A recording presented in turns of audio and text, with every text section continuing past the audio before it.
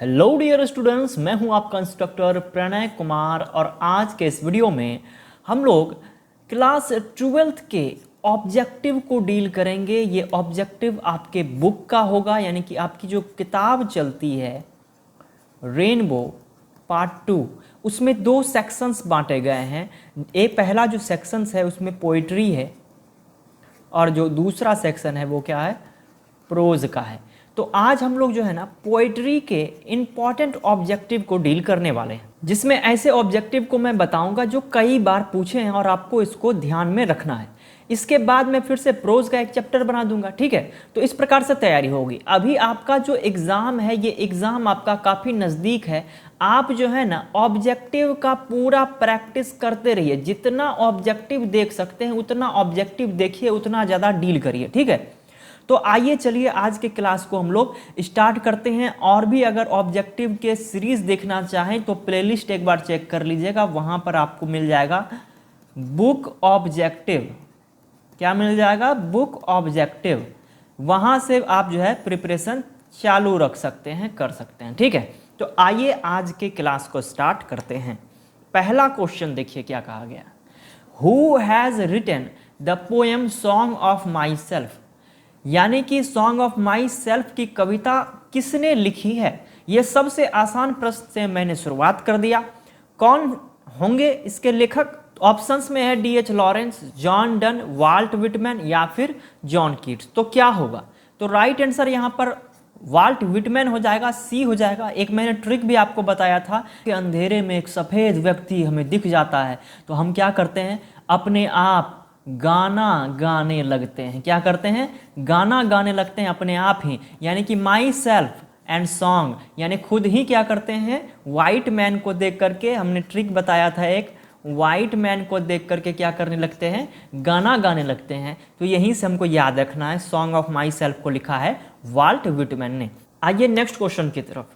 तो देखिए next question कह रहा है John Donne is well known for dash dash poet, यानी कि जॉन डन जो हैं वो किस रूप में जाने जाते हैं। नॉन का मतलब जाने जाते हैं, किस पोएट के रूप में जाने जाते हैं। Music and songs, free verse, narrative या फिर मेटाफिजिकल। तो यहाँ पर कौन सा होगा? तो जाहिर सी बात है ये एकदम इंपॉर्टेंट है, सारे ऑब्जेक्टिव सीरीज हैं यहाँ पर। तो आंसर होगा मेटाफिजिकल। मेटाफिजिकल पोएट के रूप में जाने जाते हैं। अगर यहाँ पर म्यूजिक नहीं होता ना, सॉन्ग एंड सोनेट्स होता, तब ये हो सकता था, ठीक है। एक चीज मैं आपके जानकारी के लिए बता दूं कि आपकी किताब में जो है ना जॉन 2 प्रकार का व्यक्ति है। देखिए कितना बढ़िया से बात कह रहा हूं मैं। एक डन है और एक क्या है, कीट्स है। यानी एक जॉन डन है और एक जॉन कीट्स है। जो जॉन डन है ना, जो जॉन डन है वो मेटाफिजिकल पोएट्री के रूप में जाने जाते हैं, और जो कीट्स है वो रोमांटिक पोएट के रूप में जाने जाते हैं। तो इस बात को आप लोग क्या करेंगे, एकदम याद रखेंगे, कोई कंफ्यूजन नहीं। जॉन डन तो मेटाफिजिकल, जॉन कीट्स तो रोमांटिक, ठीक है। ये बहुत ज़्यादा इंपॉर्टेंट है, कई बार घुमा फिरा के कई बार पूछता है। आज सभी इंपॉर्टेंट ही हैं। पोइट्री को आज जो है ना अच्छे से समझिए क्वेश्चन कैसे पूछता है। नेक्स्ट क्वेश्चन की तरफ। वाल्ट विटमैन बिलोंग्स टू, यानी वाल्ट विटमैन कहाँ से बिलोंग्स करते हैं, यानी इस प्रकार का क्वेश्चन पूछेगा कि कौन कहाँ से बिलोंग्स करता है। तो यहाँ पर क्या होगा, ब्रिटेन होगा, स्पेनिश, अमेरिका या फ्रांस। तो वाइट मैन कहाँ पर होता है, याद रखिएगा अमेरिका में। तो ऑप्शंस के लिए मैंने याद रखने के लिए आपको बता दिया। तो वाल्ट विटमैन, जैसे वाइट मैन देखा कहाँ लगा देना है आपको, अमेरिका में। तो वाल्ट विटमैन बिलोंग्स करते हैं अमेरिका से, ठीक है। आइए नेक्स्ट क्वेश्चन की तरफ। तो नेक्स्ट क्वेश्चन कह रहा है the soldier was written and published during which major war, यानी किस वार के दौरान जो कविता है सोल्जर ये लिखी गई थी और प्रकाशित की गई थी। तो किस वर्ल्ड वार के दौरान, वर्ल्ड वार फर्स्ट, सेकेंड, यहाँ पर 100 ईयर्स वार दिया है, क्या होगा? तो याद रखिएगा फर्स्ट वर्ल्ड वार, इसका जो है आंसर राइट हो जाएगा। फर्स्ट वर्ल्ड वार के दौरान ये कविता द सोल्जर लिखी गई थी और प्रकाशित हुई थी। इसको लिखा किसने था, सबको याद होगा, ये लिखा है रूपर्ट ब्रुक ने। ये अभी आपको याद करना है, ठीक है। आइए अब नेक्स्ट क्वेश्चन की तरफ चलते हैं। नेक्स्ट क्वेश्चन कह रहा है रूपर्ट ब्रुक, वही वाला लेखक आ गया, वाज पोएट। रूपर्ट ब्रुक कैसे लेखक थे? Rupert book dash dash poet. तो कह रहा है वार पोएट की, मेटाफिजिकल की, रोमांटिक की, नन। कौन सा ऑप्शन क्या होगा, राइट होगा। तो याद रखिएगा, जैसे ही रूपर्ट ब्रुक की बात आ जाए, द सोल्जर की बात आ जाए, उसको रिलेट करना है वार से, तो राइट आंसर क्या होगा, राइट आंसर ए होगा, वार पोएट। या फिर यह भी पूछ सकता है कि द सोल्जर कैसी कविता है, तो भी क्या होगा, वार पोएम। ठीक है, आइए नेक्स्ट क्वेश्चन की तरफ। नेक्स्ट क्वेश्चन कह रहा है John Keats is dash dash poet. अब जॉन कीट्स कैसे पोएट हैं, कैसे कवि हैं, ये वाला मैंने शुरुआती में ही बता दिया था। दो जॉन हैं, एक डन है और एक कीट्स है। तो कीट्स अभी आ गया, तो कीट्स क्या थे, रोमांटिक थे। तो राइट आंसर क्या होगा, सी हो जाएगा। इसको एकदम याद कर लेना है आपको कि जो जॉन है वो दो जॉन आपकी किताब में दिया गया है, एक डन है और एक कौन है, कीट है। ये जो डन है ये मेटाफिजिकल और जो कीट है वे रोमांटिक। तो डीएम बन गए हैं जॉन डन, ठीक है। और यहाँ पर जो कीट्स हैं वो केआर बन गए हैं, केआर और डीएम। याद रखिएगा, जैसे भी याद रखना हो। नेक्स्ट क्वेश्चन कह रहा है a poem consisting of dash dash line is a sonnet. याद रखिएगा, काफी इंपॉर्टेंट है, सारा ऑब्जेक्टिव ही है। कह रहा है कि कविता की कितनी लाइन सोनेट कहलाती है, कितने लाइनों की कविता एक सोनेट कहलाती है, 12, 14, 16, 8। कौन सी कहलाती है, ये तो कई बार मैंने बताया है कि 14 पंक्तियों की कविता क्या कहलाती है, सोनेट कहलाती है। यानी 14 पंक्ति जिसमें रहेगा वो सोनेट होगा। कौन सी कविता जो है कि सोनेट है, तो याद रखिएगा द सोल्जर की जो कविता है वो आप में क्या है, सोनेट है। और वहीं से ये वाला चीज लिया गया। एक चीज मैं आपको और बता दूं, चलो। First eight line of poem वो क्या कहलाता है, आपको याद होगा, ये ऑक्टावा कहलाता है, ऑक्टावा। ठीक है। और दूसरा है कि last 6 line of sonnet is gold. Last जो 6 लाइन है वो क्या कहलाता है, वो कहलाता है सेस्टेट। ठीक है। तो ऑक्टावा कहेंगे 8 लाइन ऊपर से फर्स्ट से, और सेस्टेट कहेंगे कितना लाइन, 6 लाइन। तो इसको याद रखिएगा, ये 3 टर्म हैं। एक टर्म आपका क्या है, सोनेट है, दूसरा टर्म क्या आ गया, ऑक्टावा आ गया, और तीसरा टर्म क्या आ गया, सेस्टेट आ गया। ये क्या है, कितने पंक्तियों की होती है, इसको याद रखेंगे, खूब पूछता है एग्जाम में। आइए नेक्स्ट क्वेश्चन की तरफ। नेक्स्ट क्वेश्चन कह रहा है T S. Eliot was poet of dash dash dash. T S. Eliot किस सदी के कवि थे, तो पूछ रहा है यहाँ पर। तो किस सदी के जो है कवि थे, 19th या 20th या 18th, नन ऑफ दीज भी दिया है। तो याद रखिएगा 20th सेंचुरी। यानी मेरा कहने का मतलब ये है कि इस प्रकार से जो है क्वेश्चन पूछेगा, सदी से रिलेटेड, सेंचुरी से रिलेटेड क्वेश्चन पूछ देगा। यहाँ लेखक दे देगा और कह देगा कि कौन से सेंचुरी के हैं। तो आप लोग जो है जो मोस्ट इंपॉर्टेंट लेखक हैं, जो मोस्ट इंपॉर्टेंट पोएट्स हैं, उनका आप क्या करेंगे, एक नोट्स बना लेंगे। ठीक है। आगे चल के मैं आपको अगले वीडियो में बताऊंगा कि जो लाइन होता है ना, लाइन, ये लाइन कहाँ से लिया गया है, उसका भी एक कंप्लीट वीडियो बना दूंगा कि ये लाइन यहाँ से लिया गया है। उसको देख लिया तो समझ जाइए कि एग्जाम में एकदम आना ही आना है, वहीं से पूछेगा। ठीक है। आइए नेक्स्ट क्वेश्चन की तरफ। सिर्फ आपको वीडियो अगर पसंद आ रहा है तो लाइक करके शेयर जरूर करिएगा, ताकि मैं मोटिवेट रहूं ऐसे शानदार वीडियोस लाने के लिए। ठीक है। तो देखिए नेक्स्ट क्वेश्चन क्या कर रहा है, which of the following literary work is not contributed bye Daruwalla. यानी केकेएन दारूवाला के द्वारा नीचे कुछ जो है दिए गए लिटरेरी वर्क हैं, इज नॉट कंट्रीब्यूटेड, यानी कोई योगदान नहीं है उनका। याद रखिएगा, नॉट का जो है ना बहुत विशेष ध्यान आप लोग रखेंगे। कभी कभी पूछ देता है ये इसके द्वारा नहीं लिखा गया है, और आप लोग लगा देते हैं कि लिखा गया है। तो यहाँ पर कह रहा है नहीं, उसके द्वारा नहीं लिखा गया है, कोई कंट्रीब्यूशन नहीं था, कोई योगदान नहीं था।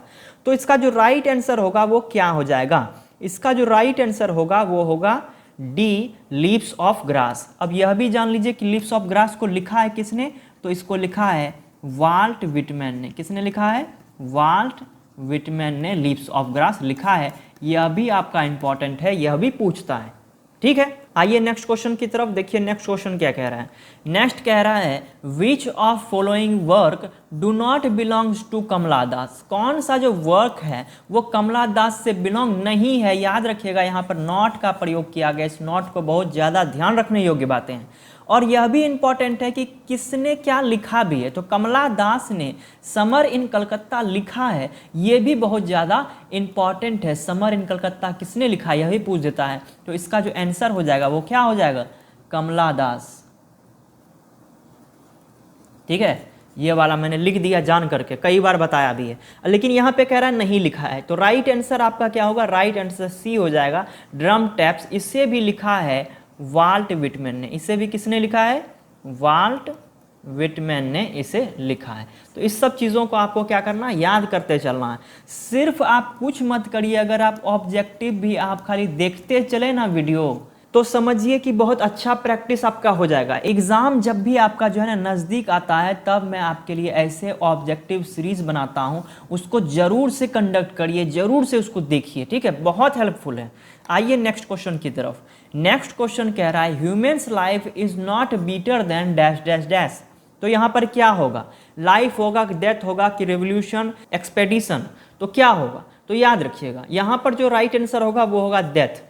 अब मुझे कमेंट करके जरा सा ये बात बताइए कि ये पंक्ति ली कहाँ से गई है, ये पंक्ति किस कविता से ली गई है? मुझे नीचे कमेंट करके जरूर बताइए। ठीक है, नेक्स्ट क्वेश्चन की तरफ आ जाइए।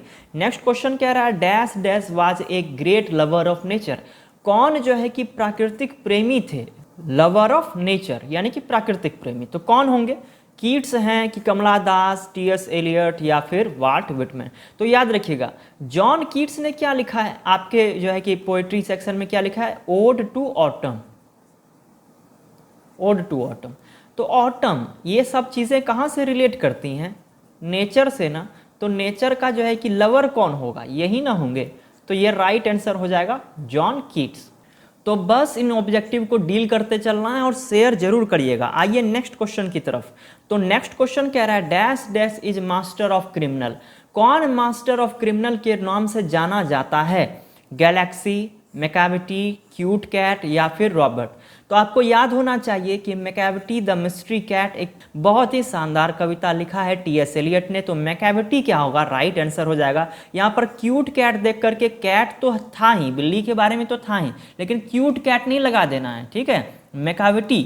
Macavity is a master of criminal. बहुत सारा इससे ऑब्जेक्टिव पूछता है, VBI है कि मैकाविटी क्या था? हिडन पाँव था, ठीक है, हिडन पाँव था या फिर जिंजर कैट था, कैसा था? तो इसको एक बार जो है ना पलट करके जो मैंने आपको नोट्स करवाया है ना, जो मैंने नोट्स बनवाया है आपसे, वहाँ पर देख लेंगे एक बार, तो रिवीजन हो जाएगा। आगे और भी वीडियोस में आप देख सकते हैं, या फिर जो ऑब्जेक्टिव सीरीज है एक बार प्लेलिस्ट आप लोग चेक करिएगा, डिस्क्रिप्शन में जो है ना उसका लिंक दिया होगा। ठीक है, डिस्क्रिप्शन में जा करके आप देखेंगे प्लेलिस्ट बना हुआ है, वहाँ से आप और भी ऑब्जेक्टिव का तैयारी कर सकते हैं। एकदम नहीं छूटेगा, एक भी ऑब्जेक्टिव नहीं छूटेगा।